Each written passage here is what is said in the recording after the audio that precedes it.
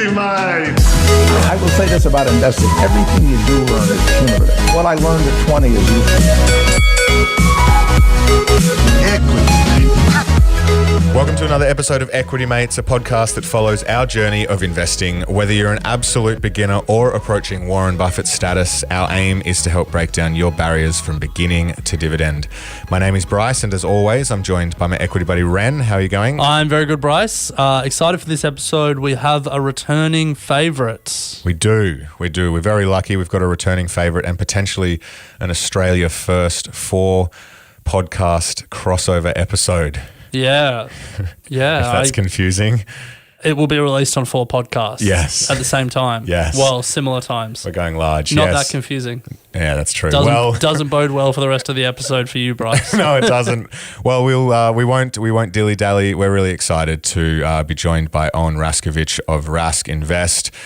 We have been working on a couple of investing courses with him, which we know a lot of you in the Equity Mates community will benefit from. But it's not all about courses, Bryce. Owen has a hidden software stock. Not sure how it can be hidden. It is literally a public stock market where companies have to publicly report their information. Yes. It is hidden because I didn't know about it. Did you know about it? No. So it was hidden from our blinkered view. Really, really interesting stock that I hadn't heard about before from Owen. We also chat about the big question that a lot of investors have been asking for the last 10 years. Is value investing dead? So unless you got anything further to add, go listen to the dive. Go listen to the dive and sign up for FinFest. Yeah, here we go. Let's do it. Well, g'day everyone. We are really excited to be here. My name is Bryce. I'm co-founder of Equity Mates, and I'm here with Alec Renahand and Owen Raskovich. Ren, welcome. Hey, Bryce. Great to be here. Owen, good to, not be in the same room, but be on the same call. Yeah, it's great to be here, fellas. Thanks for having me on your show. And for those of you that haven't heard my voice before, I'm Owen Rask, founder of Rask Australia. And this episode is going across the Australian Investors Podcast and the Australian Finance Podcast. I don't know about you guys. I know the Equity Mates community is massive. We've got about 80,000 monthly listeners across the 2 podcasts. So I'm a bit nervous, to be honest. It's going to be a good app, but I'm a bit nervous. Owen, you've been on our show before. Yeah. I know, but this is like high stakes. I think this has got to be like the first crossover by 4 podcast channels. It could be an history. It could be an Australian first, that's for sure. Yeah, well, let's call it an Australian first and make people fact check us. But no, I think for the Equity Mates community, for the Get Started Investing community, I think a lot of people will know Owen. There's probably a lot of crossover between our podcast audiences. But Owen is the founder of Rask Invest, podcast host, investor extraordinaire. Yes, that's right. And I don't know about that, but I'll take it. Yeah, take it. And we've got a lot to discuss today. The first clickbait title, The Truth About Value Investing. Then we've got a hidden software stock, and then a VIP pitch. So a lot of clickbait in that introduction, but a lot to cover. I'm excited to get into it today.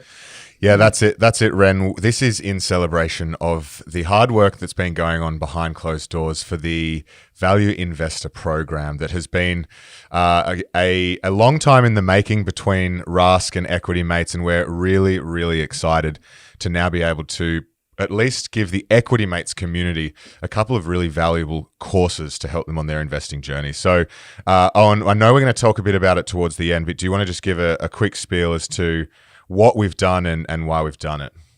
Yeah, sure. So we've launched 2 courses, and one of those is the Get Started Investing course, which we've kind of tried to marry against your great book, to try and give an online lighter version of the book. And the hope is that all listeners can read the Get Started Investing book and take the online course if they choose. And then we've got this epic program, which we call the Value Investor Program, which has been an undertaking. I've got to tell you, gents, I know you guys know this, but everyone listening, creating an online course isn't easy. And we've got about 15,000 students enrolled in our courses already. And this one is by far the biggest, most in-depth value investing curriculum we've ever put together. So super excited. Super Wow. excited. Look, we didn't put the course together. Like Owen and the team did a lot of the hard work, but we know how hard it is because we had to fly down to Melbourne, and then Owen had to fly up to Sydney, even just to do our parts of it. I know. A lot of time and effort has gone in. It's great, and Owen, I'm really excited, and we're also incredibly thankful for the work that you've put in. And you mentioned that it's CFA chart holders, portfolio managers, chartered accountants. They've all done courses through you guys, so plenty of experience, and there's a lot of value to take out of these courses. So yeah. And I think for the Equity Mates community and the Get Started Investing community, courses is something that people have asked for a lot. And Bryce and I aren't experts. We're not from the industry. We didn't feel like we were in a position to actually teach other people through courses. But Owen, you're an expert in the field. You've come up in the training school of training schools, which is the Motley Fool Australia, and we couldn't think of anyone better to put together a course for the Equity Mates community. Yeah, well, I really appreciate that, guys. What I found, is that through studying things like the CFA exams or doing, master's degrees and whatever, I actually am really surprised that still we get people with 10 years experience or more coming to take our courses on investing. And that just highlights how difficult it is to find really good sources of practical investment education in Australia and even probably globally. There are some really reputable firms, but we're stoked. I mean, I did some workshops in person, and I found portfolio managers were rocking up to the programs, and I was getting the sweats because I was thinking, surely you guys should be teaching me, but it's just the way our industry is constructed, and I'm so glad that we can just really help people, whether you're new or advanced. It's just because they want that hidden software stock, Owen. Well, we'll get to that. Let's get to that. So we're going to have a bit of a chat at the end of this episode about the Value Investor Program, why you should take it, what you'll get out of it, what you can hope to learn, and how to get involved. But given that it is all about value investing, Owen, and that's kind of your wheelhouse, let's spend about 5 minutes or so unpacking value investing and answering the question, is value investing dead? So where do we want to start? Is it dead? Hold on. Before Owen gives the technical answer, Bryce, is value investing dead? No. There we go.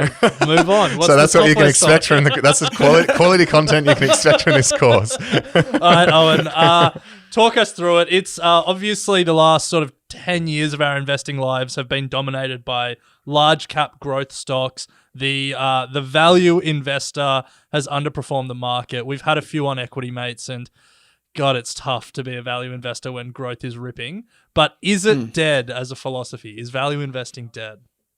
I would agree with Bryce. I don't think so. And I think to understand this, like, we've got to go back to what is value investing. And value investing is just the concept of buying something for less than it's worth. And if we go right back to the beginning, like the forefathers of value investing, Ben Graham and Warren Buffett, what we've seen is an evolution of value investing. So in the beginning, it was try to buy companies where the total value of the company was worth less than the cash they had in the bank. So that was like during Depression era stuff where Ben Graham could just run a statistical analysis using a pen and paper or pencil and paper to figure out what was cheap. Warren Buffett then came along and started to take that to the next level and think about what he calls owner earnings, which is basically like dividends plus the increase in assets of a company. So as the company gets more valuable, does it buy more buildings, properties, etc.?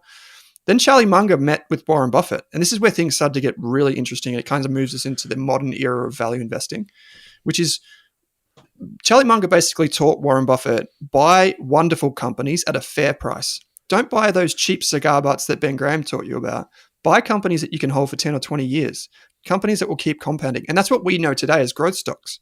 So the companies that, Amazon, Google, Apple, all these businesses started off as much smaller businesses, and they had intrinsic values at the time, or valuations that were much lower than they are today. And that's what we've seen, the evolution over time. One of the questions I always get is discounted cash flow analysis dead? That's called DCF analysis. It's what we teach in the course. The reality is no, because at the end of the day, something is only worth what you get back from it. However you're accounting for that, it's only worth what someone will buy it from you in the future or the dividends you receive. So regardless of whether you're investing in meme stocks, you're still going to get something back in the future. So we try and estimate what that probability is. It depends what meme stock. Well, there's some stocks that, just keep going down and become an even bigger meme. But, and then I think one thing that's worth talking about is kind of the art of value investing. So there's like the right brain, left brain. Well, before we move too far into that, I guess the question that comes out of what you've just said there is maybe the right question isn't, is value investing dead? The right question is value investing a useful label? Because we did an episode on Get Started Investing a few weeks ago where we spoke about you don't have to pick a side. There's, active v passive, value v growth. There's all these debates in the investing world. And a lot of them, at the end of the day, don't really matter. And you can be on both sides of them. And it just feels like, from what you've just said there, the idea of value and growth being like two distinct camps, constantly at war, disagreeing on the right way to invest, is just not a useful distinction in 2022. Yeah, and that's fair. Like, I had it put to me that, old value investing, the way we were taught, is buy $1 for 60 cents. But the modern, I guess, take on that is buy $1 for $1 that goes to $1.10. So buy something that increases in value and hold on to it. And I think, you're spot on. Like, we often draw these lines in investing. We give ourselves false choices. A false choice is like a shortcoming of our brains where we think, I need to turn left or right because I can't go straight ahead, when both roads would meet in the end anyway. And you've seen the tortilla ad or the taco ad where the young Mexican girl goes, why not have both? And hard or soft shells, it doesn't matter. It's still a taco at the end of the day. And you can have both because value or growth investing, they're one and the same. Again, it just comes back to what we're buying it for versus what we get back. So based on that, let's move to what you were saying before, the art of value investing or the art of value plus growth investing, whatever we're going to call it. How do we actually execute it? Yeah, sure. So one of the things that, and you guys would have experience with this, starting your own business, right? Let's call it an empire. Mine is maybe just a small minnow next to yours, but No. You would know, right? There's a lot of stuff that goes on behind the scenes. We have our own balance sheets. Like, when I do my numbers in Xero every month or every quarter, I that's the only time I check the profit and loss, to be honest. Like, other than making sure that we're running okay, the reality is that businesses aren't just spreadsheets, and they're not just financial data. Don't tell Bryce that. Business is don't tell zero.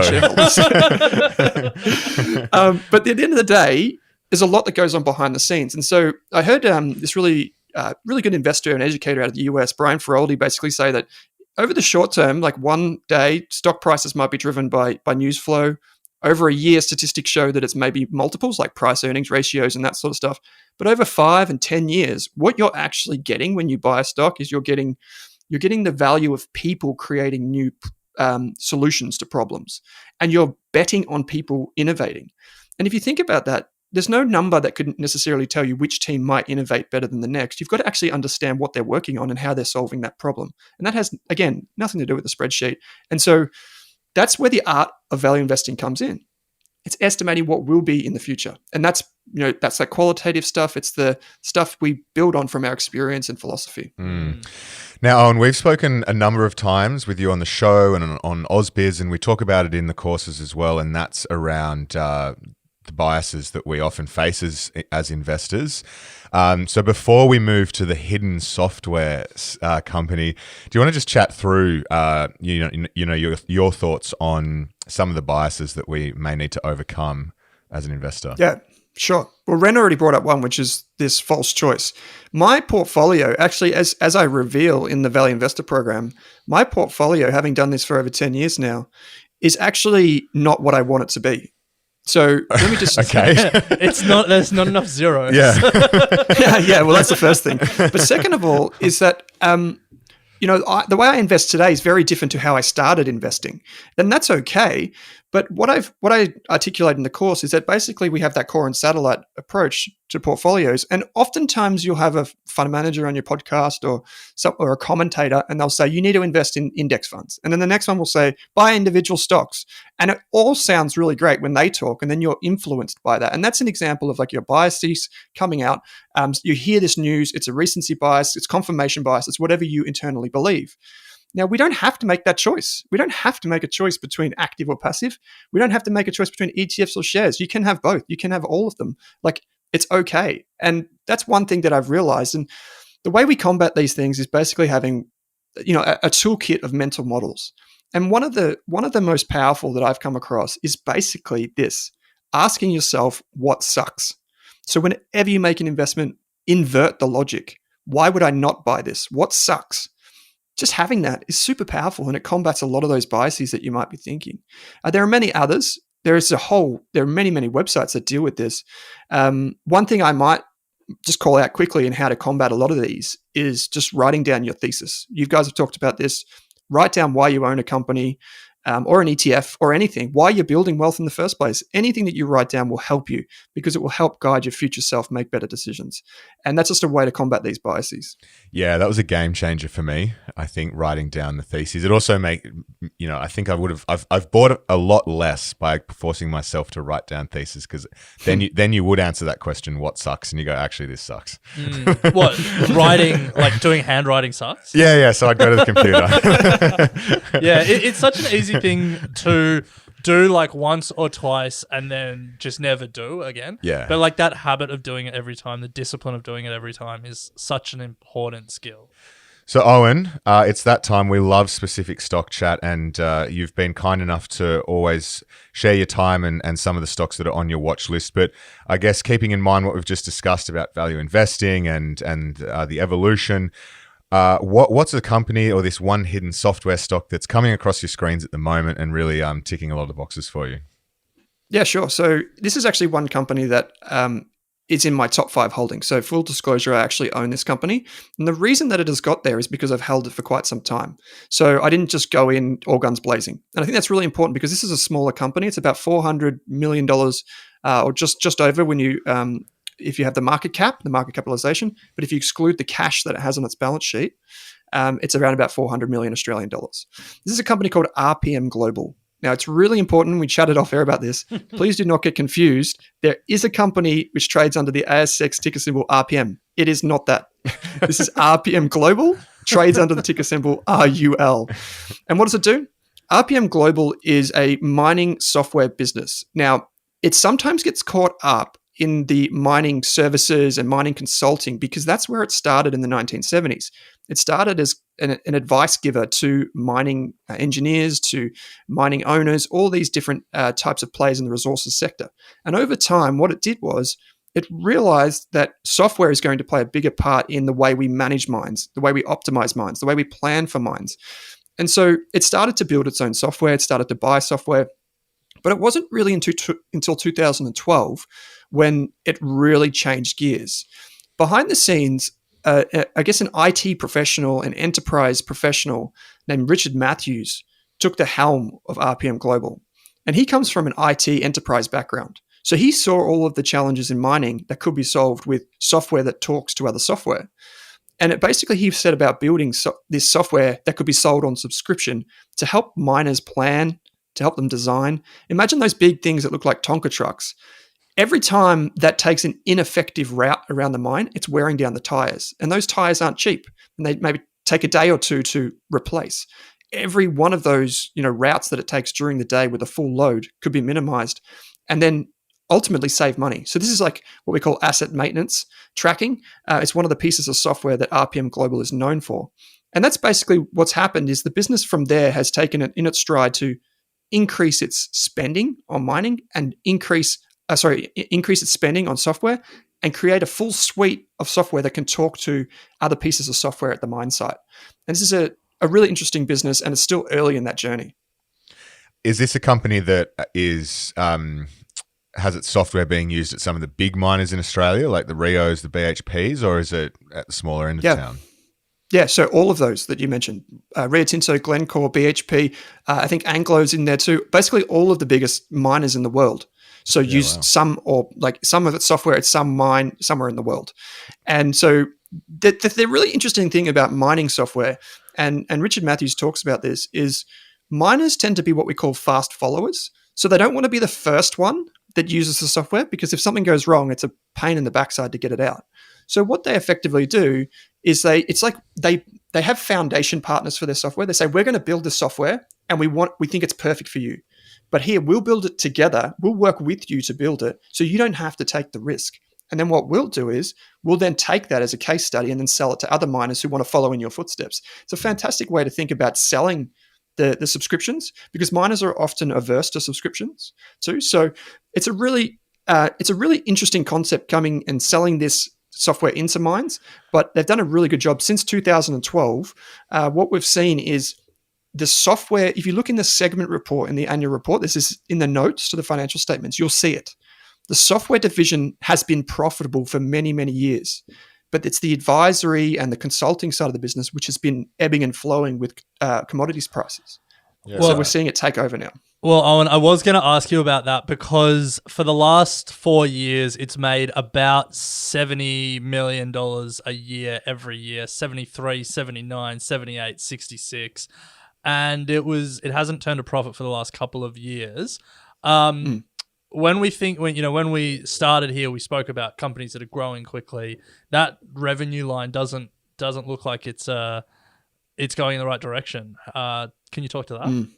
Yeah, sure. So that's a great question, and I like the harder question. So, I think it's about, off the top of my head, about 90% of its software is now sold on subscription, and this is a classic, shift to software as a service. So what happens is typically when you sell software, or historically when you would sell software, you'd be familiar with this. If you got the old Microsoft Office disk, you'd pay $100 and you'd get it for life or whatever. And then they shifted to Microsoft 365 where you pay a bit every month. And what actually happens in that process is you actually cannibalize your revenue, because you're effectively taking future years' revenue and you're taking it in monthly or quarterly or yearly blocks. And so what we can see, if you dig into the presentations, you'll see that RPM Global's, the predominant timeline or I guess amount that's left on the contracts for its software is 3 to 5 years. So they're effectively saying, don't pay us all of that up front.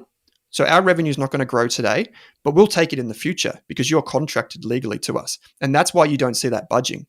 And that's where we're seeing that shift in the mix. I'll give you one statistic, which I found really interesting. They made an update to the market in February 2022. And what they said was, we've sold $31 million of subscription software revenue, or software this year, this financial year. So that was like 7 months, right? They now have $81 million banked for the future. So that shows you how quickly they're moving. 31 just in 7 months versus 81 overall. And so they're growing that future pipeline very quickly. Nice. And then one other question from me, Owen. I don't want to be the guy that's asking all the hard questions, but hey, someone's got to do it.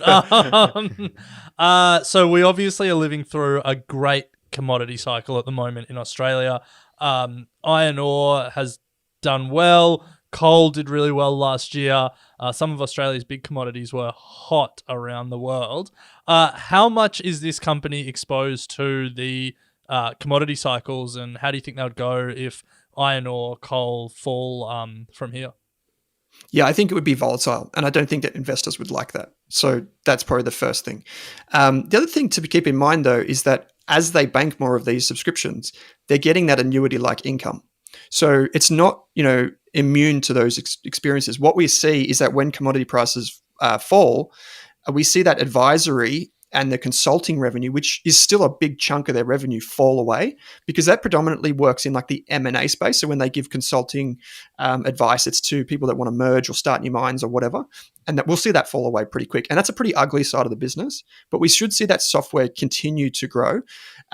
The other thing to keep in mind is they're launching new products. So they're becoming more valuable to existing customers. And the final thing is a lot of people lump this business in with other mining exploration companies. It's not that. They don't necessarily do as much work in that. They're more in the scheduling and maintenance side and optimization side of mining. So more like existing mines that have already been committed to. So they've got those 3 to 5 year plus contracts that should see them in good stead through the ebbs and flows of commodity prices. So Owen, we've just spoken about writing down a thesis and asking yourself what sucks. So you've given us the bull case for the stock. What's the bear case? What's the part that sucks about this? Yeah, so the business has to keep growing. I think they're on track to do about $80 million of revenue in the financial year. It's a $400 million business, and it's expected to do a revenue of about $80 million. So that's 5 times sales. The business, as Ren pointed out, overall is not profitable from like a total consolidated profit and loss statements perspective. So it's important to keep in mind that valuation is pretty rich. And if we do see sentiment shift away, we're seeing all of these tech stocks kind of get whacked. The other thing is, I think the business, while they probably wouldn't say this, is pretty dependent on their CEO, Richard Matthews. If you see him present, he's a very like charismatic and a very optimistic leader. And I think he does a really good job of attracting and inspiring engineering talent to come into mining, which is typically not where they want to be. And so I think he's kind of like this visionary. Fortunately, when he became CEO, he actually bought a heap of stock in the business. So the chance of him leaving is pretty low, but it is a risk. The other thing that I just want to highlight is that it has to grow. It basically has to grow to justify the valuation. As you guys have alluded to, it hasn't at the top line. So we really want to see that growth pick up and go forward. And one more thing is acquisitions. They've made a lot of acquisitions over the years to complement their internal R&D. They've made some divestments as well. But fortunately, the acquisitions have been small and have complemented the existing infrastructure. If they start to get their if they get a bit too heavy-handed in their acquisitions, we could see that go badly. So those are some of the things that I'm watching. So, Owen, I'm just scrolling through the RPM Global's website and looking at all the different software systems they have there, and it is so that some of them are so specific. There is one software solution which is the underground potash solution software. So, and it just got me thinking about moats. Like, it feels like these guys have a pretty solid head start in a pretty niche industry. When you think about moats for this business, what comes to mind? I'd say the stickiness. So the stickiness of existing customers means that it's like mission critical software. The other thing is the mining industry. They are kind of a leader. I'm not going to say they're the leader. They do work with like the likes of SAP and integrate with like big enterprise resource planning software. And so the more, I guess, in bed they get with those big ERP systems, the better and more sticky their software becomes. So I would like to say that in time they have pricing power. The true sign of a moat, regardless of what type of moat it is the ability to attract customers and increase prices, or at least retain customers. If you can do both, that's the sign of a moat. And so I would suggest that we will see them, incrementally have those prices increasing over time while also retaining customers, which is the key insight there.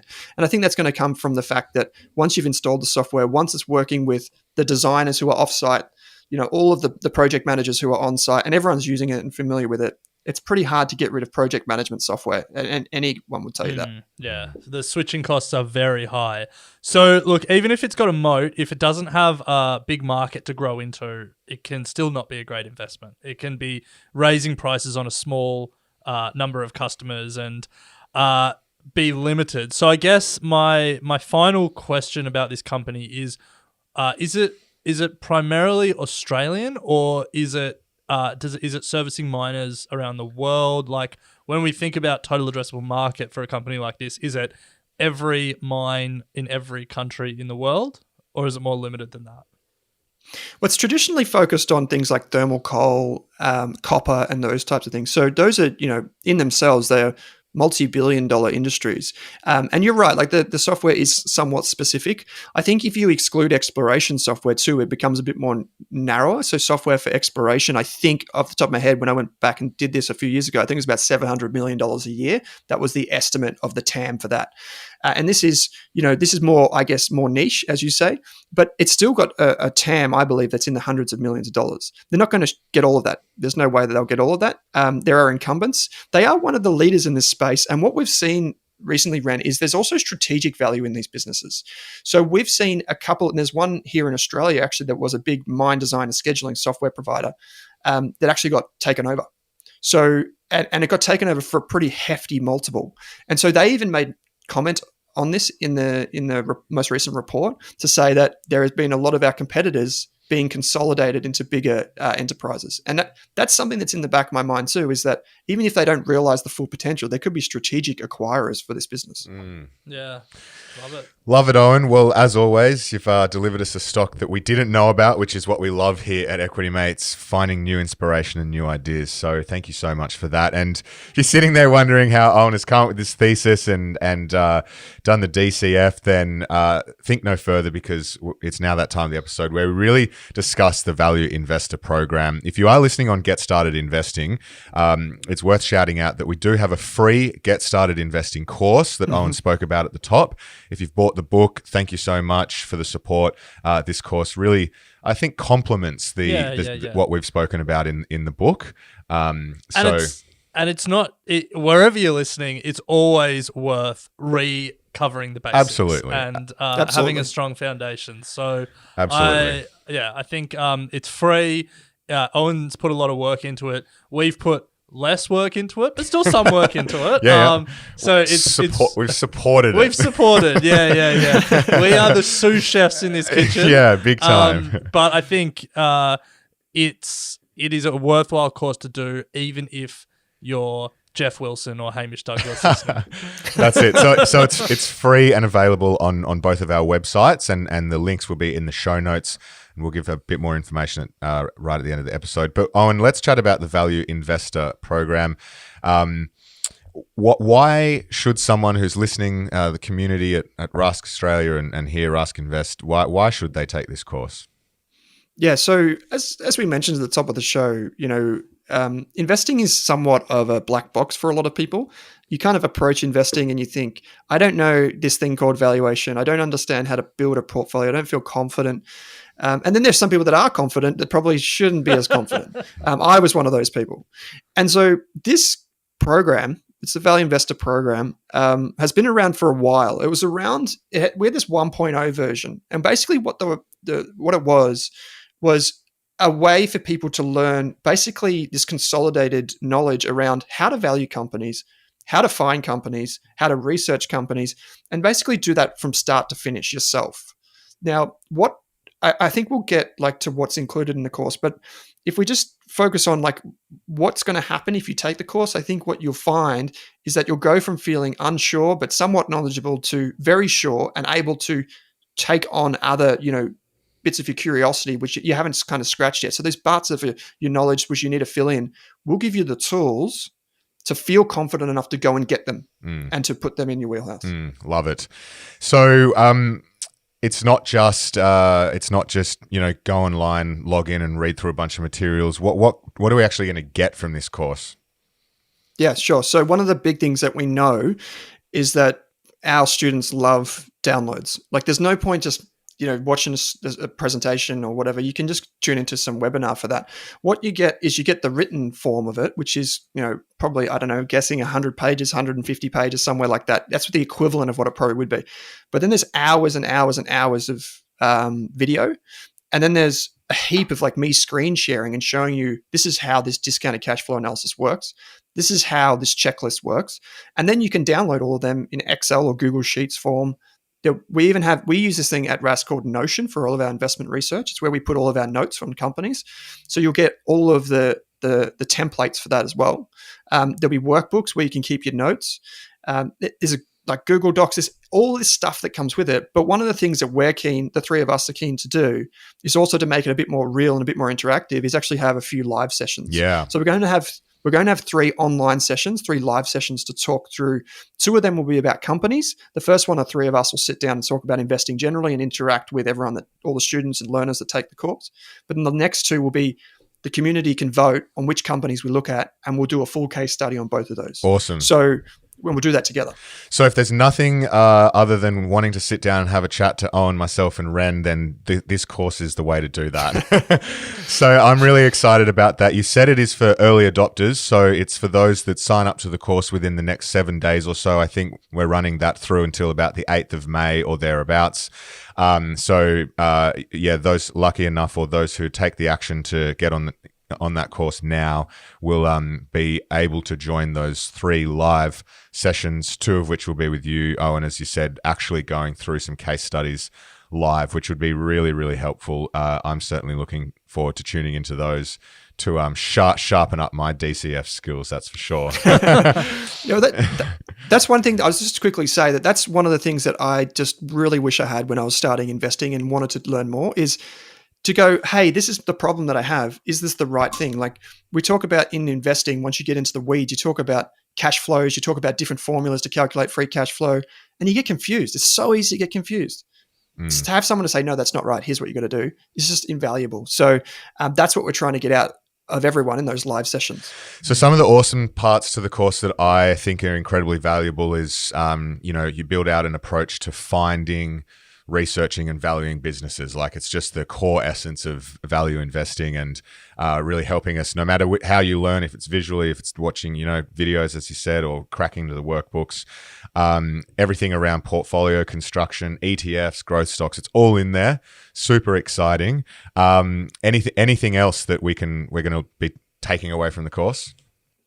Yeah, I think the course is not designed to tell you exactly how to do it in terms of like what's right for you. It gives you the skills to build a portfolio that is, in your opinion, right for you. So what I mean by that is we'll tell you how to value companies. We'll tell you how to invest in this or invest in that. Like we'll tell you those skills, but it's up to you to then take that and make it your own. Like one of the workbooks that we've offered as a download is basically what we would call an investor policy statement, so an IPS.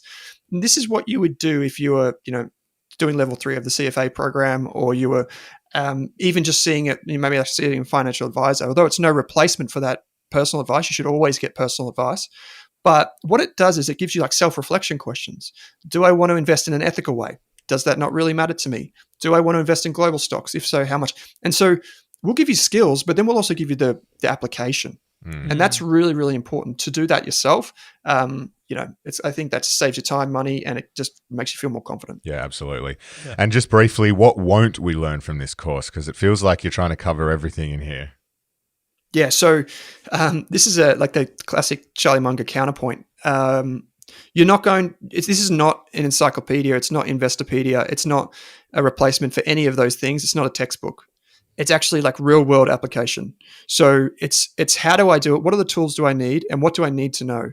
Like if you want to know how to value companies, if you want to know how to construct a portfolio, we're going to tell you that. We're not going to teach you modern portfolio theory. I'm not going to teach you how to calculate a beta to 4 decimal places. I'm not going to do all that. I'm going to teach you exactly what I think I use every day, or what I use in an average, say, year when I invest, and what I think industry does as well. And so I think that's the key difference. And I think something that is very important to stress here, and this is sort of the common ethos and between the two of us, it's that we want to make markets accessible, and that sort of carries through to this course as well. We're not expecting anyone to know anything about investing, accounting, the stock market, how businesses work. You will be able to start from almost scratch and work your way through this course.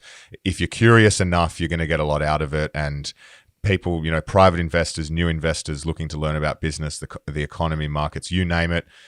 All you need is a bit of curiosity and sort of passion to improve your own investing skills. And this course will help you along the way.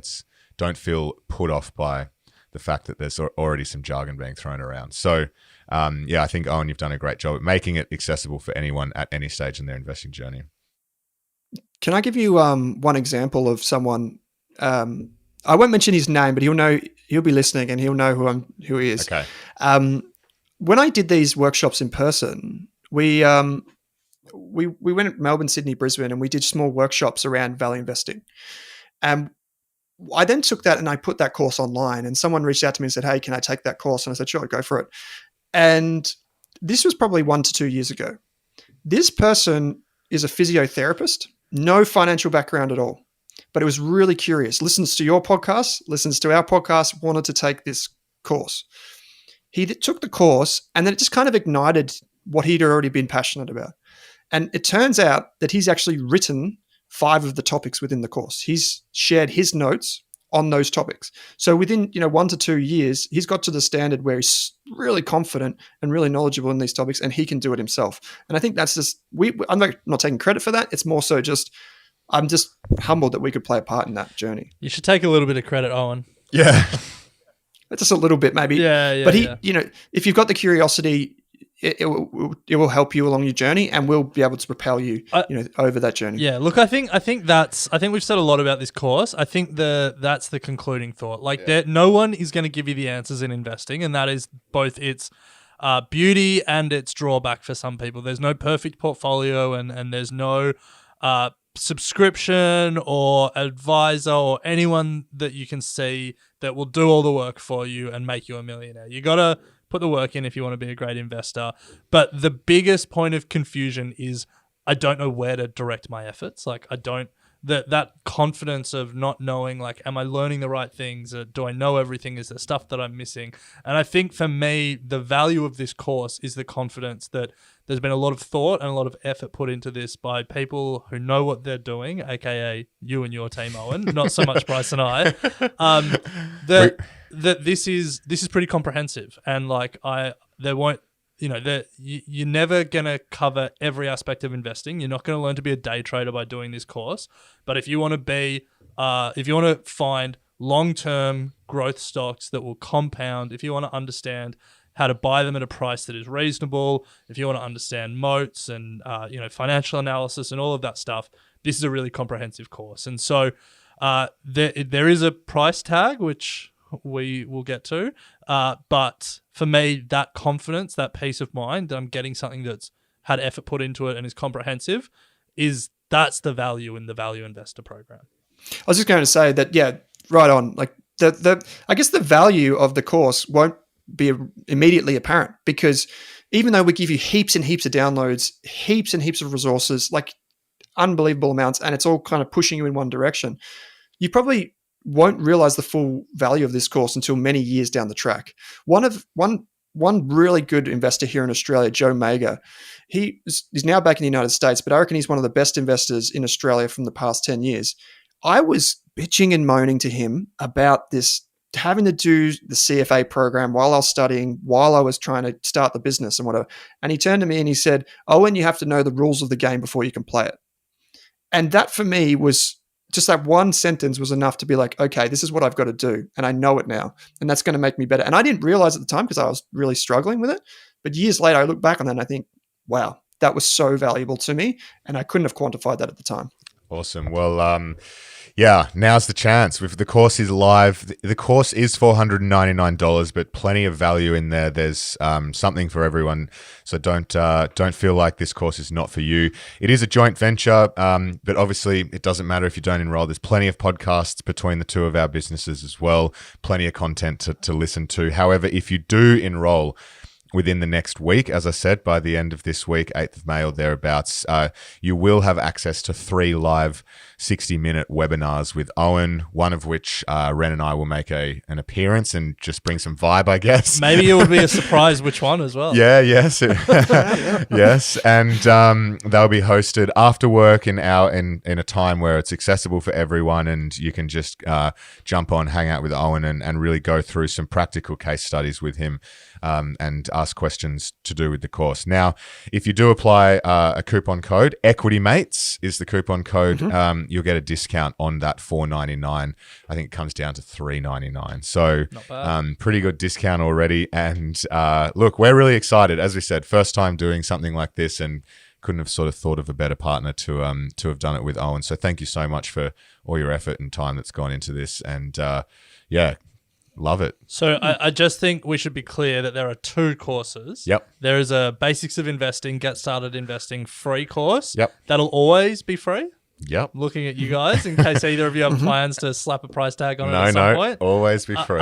So that's, and then there's the Value Investor Program, which is $4.99. Use the discount code Equity Mates, all caps, one word. And it comes down to $3.99. That's it. We'll put all the links in our show notes, so you can head to our website, equitymates.com, click on the resources tab, and it'll the landing page will be under there. Owen, I'm not sure if there's anything different on your end, but we'll have notes in our links in notes on our end. It'll be in the show notes. Yeah, just click on the link, use the coupon code. And I think the free course, to be honest, we both stand for this. I think I speak for both Equity Mates community and the Rask community, is that we want to help people invest better. Whether you pay us or not, we want to help you on your journey, just like we wanted, we got help on our journey. And so that Get Started Investing course is brilliant. It's a good complement to the book.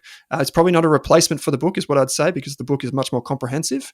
But both resources, fantastic. Whether you choose to pay us or not, we just love your loyalty and really appreciate you being part of our communities. Absolutely. Well, it's been fun doing Australia's first four-way crossover episode. So thank you for your time, Owen. As always, great to chat, and we look forward to jumping on one of those live webinars with you in the next few weeks. So thank you so much. Thanks, guys. I really appreciate it. Equity Mates Investing Podcast is a product of Equity Mates Media. All information in this podcast is for education and entertainment purposes only. It is not intended as a substitute for professional finance, legal, or tax advice. The hosts of Equity Mates Investing Podcast are not financial professionals and are not aware of your personal financial circumstances. Before making any financial decisions, you should read the product disclosure statement and, if necessary, consult a licensed financial professional. Do not take financial advice from a podcast. For more information, head to the disclaimer page on the Equity Mates website, where you can find ASIC resources and find a registered financial professional near you. In the spirit of reconciliation, Equity Mates Media and the hosts of Equity Mates Investing Podcast acknowledge the traditional custodians of country throughout Australia and their connections to land, sea, and community. We pay our respects to their elders past and present and extend that respect to all Aboriginal and Torres Strait Islander people today.